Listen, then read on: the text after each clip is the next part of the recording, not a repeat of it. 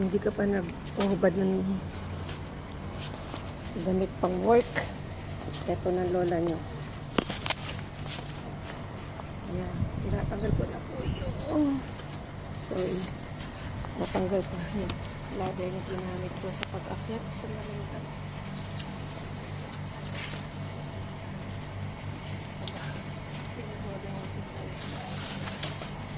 May gabi ko na kukulin. Mainit mga inday. So ayan, nanguha po ako dyan. Pakita ko sa inyo kung anong harvest ko. Samantalang magdadalag. Magdidilig ang lola niya. Opsi. Ayan, didiligan ko ang mga halaman. Ang aking what you call this? Kaperanggot na oregano.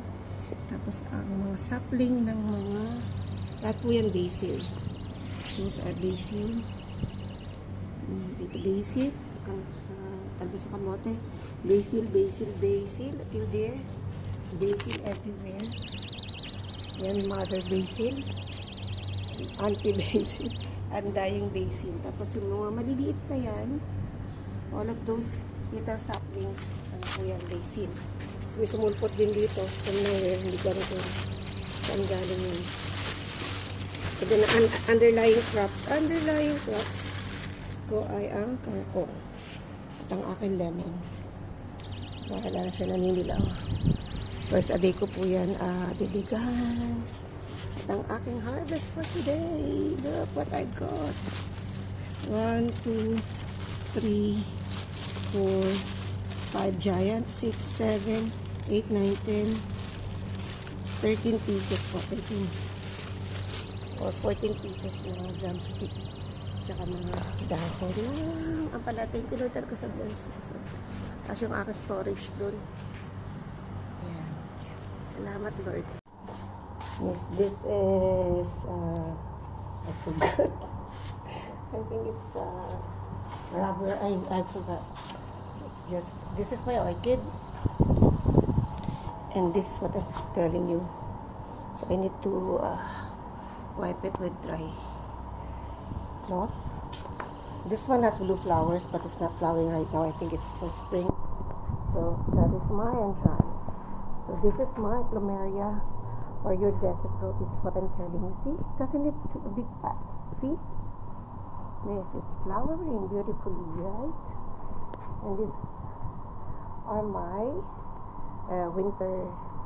Oh, it's dying. I didn't notice this is dying. I need to put it in the shade.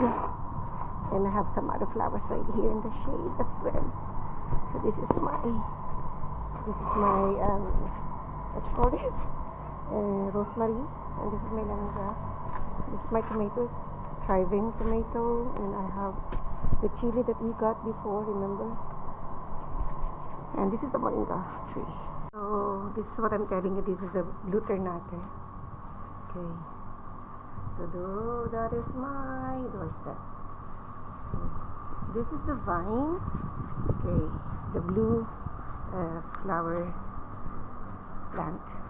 And this is oregano. This is another plant box. See, I have a lot of saplings. Basil saplings. So basil saplings, the mother basil. This is the one I told you. I don't know what is it. So I just planted it here. I don't know if it's garlic. So those are the kamote or sweet potato, and that is my sweet grass. I guess I'll rest it, that's why it looks like this. And then my lemon, it's been like 3 years already. And this is another variant of basil. I think this is sweet basil. Just grew right there. And this is Thai basil. And a lot more saplings. See? I have tiny bits of basil. This is the tree. And this is my plantation. See, it's gonna be good.